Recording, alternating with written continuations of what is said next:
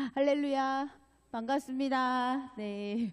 오늘 미스바 찬양 집회 말씀을 전하게 돼서 사실 무척 많이 떨립니다. 왜냐하면 이제 수은쌤이 이제 아기 낳기 전에 마지막으로 너무 잘하고 싶다고 그래서 제가 민폐가 되지 않을까 참 고민하면서 말씀을 준비했습니다.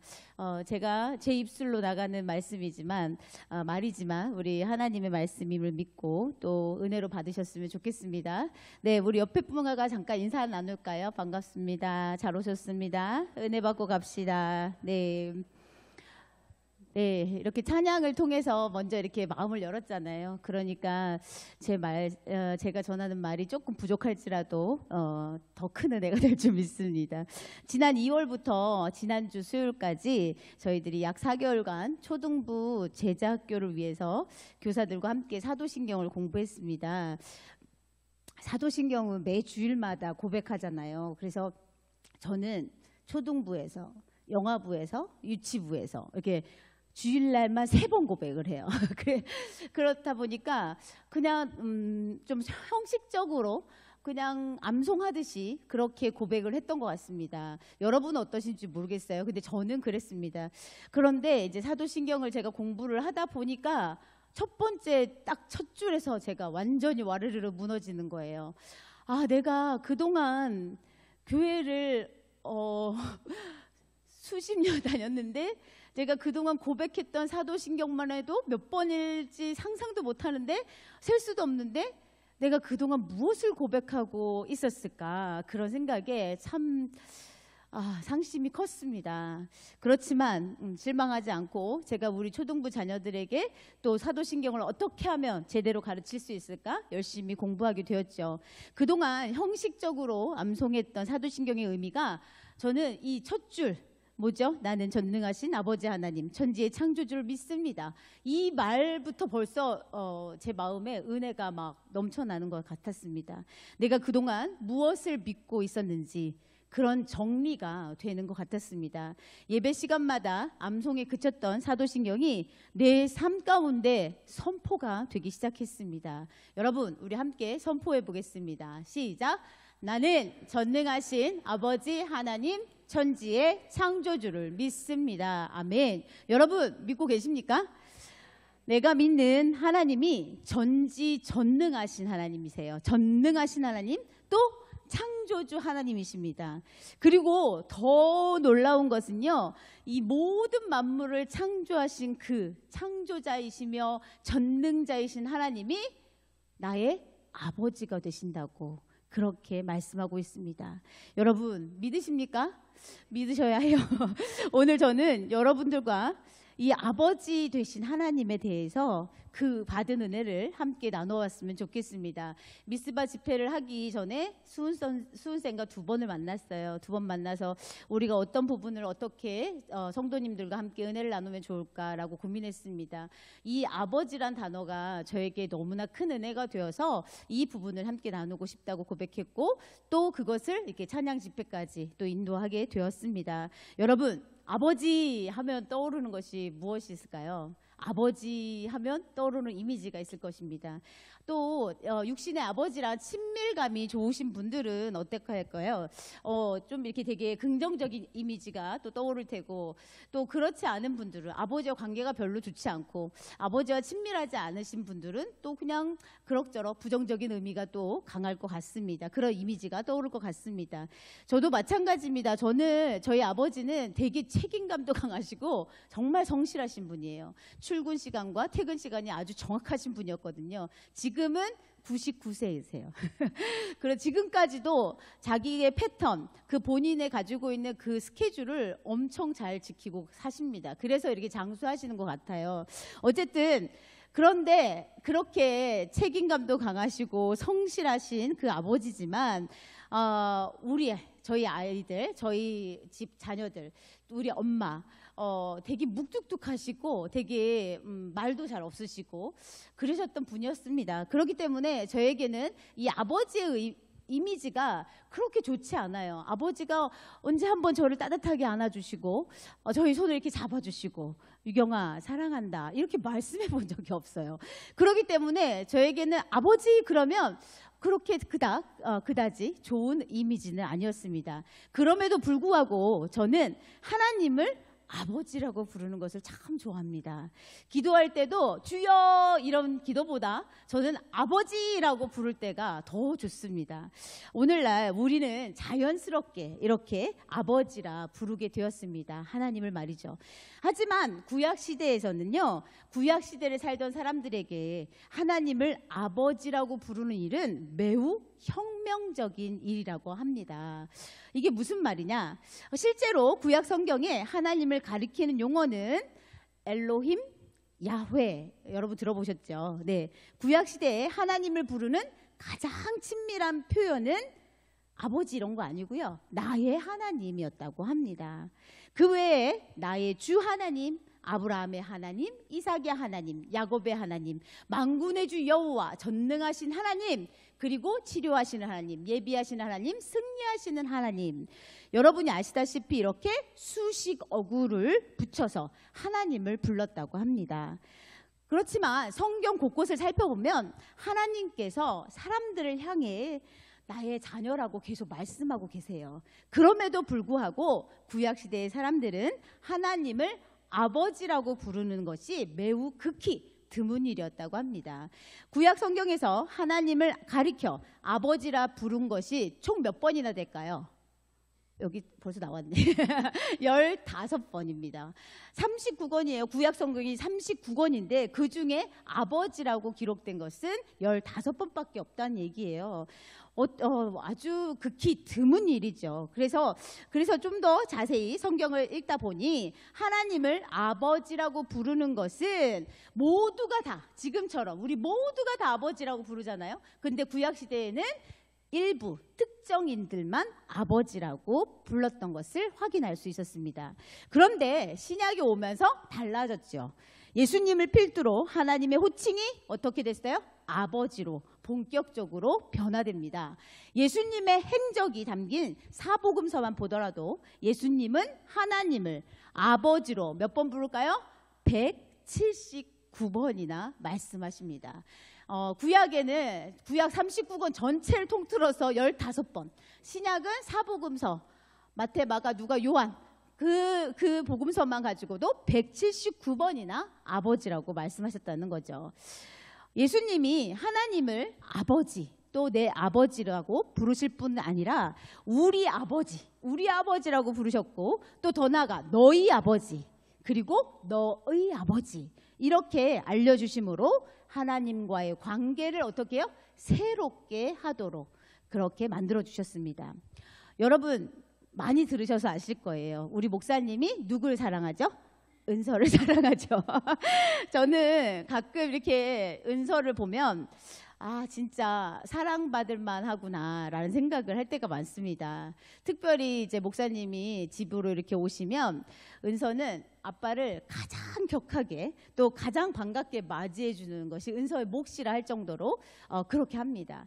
은서는 아빠 이렇게 발걸음 소리만 들리면, 또 문 열는 소리만 들면 아빠! 그리고 나가서 두 팔을 벌려 아빠를 안아주고 뭐라고 말할까요? 아빠 사랑해, 수고했어, 이렇게 말을 해줘요. 여러분 어떠세요? 그런 딸을 두고 계신 목사님이 부럽지 않습니까? 저는 그런 모습을 볼 때마다 진짜 목사님은 은서를 사랑할 수밖에 없겠구나, 그런 생각을 해보게 됩니다. 이 자리에 지금 아버지 되신 분들이 많잖아요. 우리 자녀들이 아빠라고 부를 때 그런 느낌 어떠셨나요? 좋지요. 참 좋지요. 우리 자녀들이 아빠, 엄마 이렇게 부를 때 너무 좋잖아요. 특히 또 갓난 애기, 이제 응애응애하고 태어난 아기가 이제 말을 막 시작하면서 빠빠빠빠 하다가 아빠 이렇게 하면 우리 다 난리가 나잖아요. 와, 드디어 아빠라고 했어. 어때요? 완전히 놀랍고 너무 행복하죠. 그렇게 놀라운 일들입니다. 아빠라고 부르는 거. 그런 생각을 하다 보니까요, 하나님 마음이 어떠실까, 그런 생각을 제가 조금 느끼게 되었습니다. 우리가 하나님을 아버지라고 부르며 기도할 때 우리 하나님이 얼마나 기쁘실까요? 특별히 우리 은서처럼 아버지 이렇게 두 팔을 벌려 아버지 이렇게 한다면 우리 하나님 얼마나 기뻐하실까 그런 생각도 했습니다. 여러분, 우리가 예수를 믿고 하나님을 아버지라고 부르게 된 일이 정말 놀라운 일입니다. 여러분 아십니까? 정말 놀라운 일이에요. 아무나 아버지라고 부를 수가 없습니다. 여러분 중에도 예전에 저와 같이 그냥 습관처럼 아무렇지도 않게 별 느낌 없이 아버지 이렇게 부르시는 분들도 있으리라 생각됩니다. 우리가 하나님을 아버지라고 부를 수 있는 것은 매우 놀라운 일입니다. 그것은 여러분 안에 무슨 뜻이냐면 성령이 계시다는 증거거든요. 아버지, 우리 하나님을 아버지라고 부르는 것은 우리 안에 누가 계시다고요? 성령님이 계시다는 것입니다. 여러분이 아버지라고 고백하는 순간 여러분 안에 성령님이 계시다는 놀라운 증거입니다. 여러분 한번 불러보세요. 성령님 오시나? 아버지! 여러분 15절 말씀을 한번 읽겠습니다. 다 같이 시작! 너희는 다시 무서워하는 종의 영을 받지 아니하고 양자의 영을 받았으므로 우리가 아빠 아버지라고 부르짖느니라. 아멘. 여러분은 이제 종의 영이 아니라 자녀의 영을 받았습니다. 그래서 우리는 그 영으로 하나님을 아빠 아버지라고 부를 수 있는 것입니다. 우리 안에 계시는 성령에 의하여 하나님을 아버지라고 부르는 것입니다. 내가 내 입으로 내 의지로 아버지라고 부르긴 했지만 누가 하신다고요? 성령님께서 내가 하나님의 자녀라고 하는 사실을 확증해 주신다는 것입니다. 여기서 저는 의문이 풀렸어요. 어떤 의문을 갖고 있었냐면 저는 살아가면서 아버지에 대한 좋은 기억이 그렇게 많지 않아요. 그럼에도 불구하고 하나님을 아버지라고 부르는 것이 거리낌이 없었어요. 그리고 참 좋았어요. 그냥 좋았어요. 근데 그것이 참 이상하게 느껴졌습니다. 왜 이렇게 자연스럽지? 경험해보지 못했던 그런 아버지의 사랑이 막 느껴지는 거예요. 제가 너무 자연스럽게 느껴지는 겁니다. 이게 무슨 일이지? 그런데 오늘 말씀에 보니까 누가 하셨다고요? 성령님께서 하셨다고 하는 것입니다. 따라서 우리가 하나님을 아버지라고 부르는 일은 내가 내 의지로 하는 것이 아니라 누가? 성령님께서 하신다는 것입니다. 여러분이 지금 하나님을 아버지라고 부르는 것은 여러분의 의지가 아니에요. 하나님이 우리를 선택하셨고 우리를 자녀 삼아주셨고 그 안에 누굴 보내주셨어요? 성령님을 보내주셨기에 우리가 자연스럽게 너무나 극히 자연스럽게 아버지라고 부를 수 있다는 것입니다. 로마서 8장 15절을 쉬운 성경으로 한 번 더 보겠습니다. 다 같이 읽겠습니다. 시작. 여러분이 받은 성령은 여러분을 다시 두려움에 이르게 하는 노예로 만드는 영이 아니라 여러분을 하나님의 자녀가 되게 하는 영이십니다. 그래서 우리는 그 성령을 의지하며 아바, 아버지라고 부를 수 있는 것입니다. 아멘. 여기서 주목할 부분은 노란색 글씨죠. 하나님의 자녀가 되게 하는 영. 이게 무슨 뜻일까요, 여러분? 우리가 원래는 하나님의 자녀가 아니었다는 말입니다. 본래부터 하나님의 자녀, 하나님의 아들은 누구밖에 없어요? 예수 그리스도밖에 없다는 것입니다. 우리는 하나님의 자녀가 아니었어요. 누구의 자녀? 죄의 자녀였어요. 마귀의 자녀였어요. 그런데 예수님을 영접하고 성령님께서 우리 안에 오시게 되므로 우리는 어떻게? 하나님의 자녀가 되었습니다. 할렐루야. 아멘. 기억하세요, 여러분. 마음에 새겼으면 좋겠습니다. 하나님께서 우리를 너무너무 사랑하시고 또 말할 수 없는 은혜를 우리에게 부으셨다는 것입니다. 그래서 성경은 하나님의 자녀가 되는 것을 뭐라고 말합니다. 어디예요? 요한복음 1장 12절 말씀 한 번 더 읽겠습니다. 시작. 영접하는 자, 곧 그 이름을 믿는 자들에게는 하나님의 자녀가 되는 권세를 주셨으니. 아멘. 여러분, 권세를 주셨다 합니다. 우리는 성령의 은혜로 하나님을 아버지라고 표현하고 아주 그것을 잘 사용하고 있지만 그것은 하나님을 아버지라고 하는 이 고백은 그냥 우리가 쉽게 하는 것이 아니라 그것은 바로 하나님의 엄청난 권세를 우리에게 주셨다는 의미입니다. 알라 신을 섬기는 이슬람교 또 불교 신자들은요, 그들이 믿는 신을 아버지라고 부를 수 없어요. 예수님을 믿는 우리들만 하나님을 아버지라고 부를 수 있다는 것입니다. 우리가 하나님을 아버지라고 부르는 이것은 엄청난 권세임을 다시 한번 꼭 깨닫기를 소망합니다. 여러분들도 저처럼 그동안 별 느낌 없이 하나님을 아버지라고 부르셨다면 이제부터는 권세가 있는 믿음으로 하나님을 아버지라고 부르며 기도할 수 있기를 간절히 소망합니다. 아멘. 로마서 8장 14절 말씀, 그 말씀 우리 좀 전에 읽었었는데, 성령의 인도함을 받는 사람은 하나님의 아들이라고 하였습니다. 그렇다면 하나님의 아들에게는 뭐가 있을까요? 특권이 있다는 것이에요. 하나님의 자녀의 특권 뭐가 있을까요? 로마서 8장 17절을 한 번 더 읽겠습니다. 시작. 자녀이면 또한 상속자 곧 하나님의 상속자요 그리스도와 함께한 상속자니 우리가 그와 함께 영광을 받기 위하여 고난도 함께 받아야 할 것이니라. 아멘. 자녀이면 또한 상속자 곧 하나님의 상속자요. 아멘. 여러분, 자녀의 특권은 뭐예요? 상속자라는 것입니다.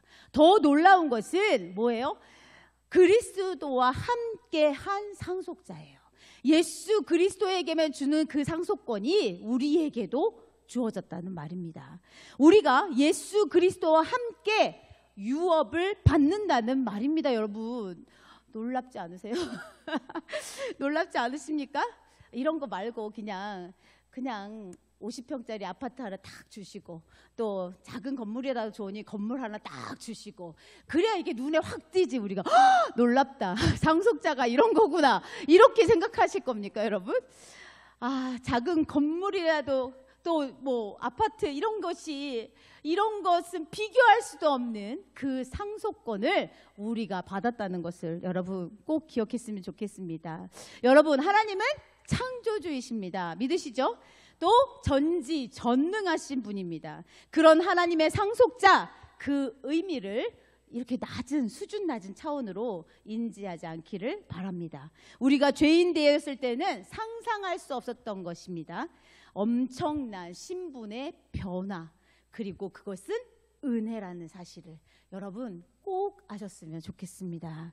열방을 유업으로 바라보고 영원을 내다보면서 하나님의 놀라운 섭리대로 살아가는 그런 기쁨을 누리는 존재가 되기를 소망합니다. 아멘. 이제 우리는 예수 그리스도로 말미암아 하늘의 유업을 소유한 자가 되었습니다. 아멘. 우리 하나님께 영광의 박수 한번 돌릴까요? 감사합니다. 하나님, 이렇게 우리를 자녀 삼아주시고 상속자로 삼아주심을 감사드립니다. 할렐루야. 50평 아파트에 비교할 수 없어요. 작은 건물, 큰 건물이 비교할 수 없습니다. 우리의 생각으로 감히 상상할 수 없는 놀라운 유업을, 그 유업을 기대하며 감사하며 찬양하는 저와 여러분 되기를 간절히 소망합니다. 여러분, 우리가 주일마다 고백하던 신앙 고백 한 번 더 고백해 봅니다. 시작. 나는 전능하신 아버지 하나님, 전지의 창조주를 믿습니다. 이제 이 고백의 의미를 알게 되었다면 우리의 삶에 변화가 있어야 됩니다. 당연히 변화가 생기겠죠. 당연히 열매가 맺히겠죠. 하나님의 영으로 인도함을 받는 우리, 상속자인 우리는 가장 먼저 예배가 변화될 줄 믿습니다. 일주일 내내 세상에 살면서도 주일을 기다려요. 언제 주일이 될까? 주일이 빨리 됐으면 좋겠어. 여러분, 혹시 지금도 그렇게 사시는 분들 있겠죠? 있을 거라 생각합니다. 기쁠 때나 즐거울 때나 슬플 때나 아플 때나 답답할 때나 우리는 아버지라고 부르면서 성령의 임재를 경험하겠죠. 아멘. 여러분, 우리는 하나님의 자녀입니다. 하나님을 아버지라 부를 수 있는 특권을 온전히 누리시길 소망합니다. 우리가 세상을 살아가면서 경험한 아버지는요, 불완전하셔요. 저희 아버지처럼 묵뚝뚝하시고 평생 한 번도 내 딸아 사랑한다 이렇게 말하지 않았던 분이잖아요. 마음으로 다 그렇게 한대요. 그런데 저는 한 번도 들어본 적이 없어요. 근데 우리 하나님은 그렇지 않습니다. 완전하신 하나님이세요. 완벽하신 하나님이십니다. 천지를 창조하신 전능자, 완전하신 하나님이 나의 아버지 되심을 믿고 상속자의 영광을 누리는 저와 여러분 되기를 한 번 더 간절히 소망합니다. 아멘.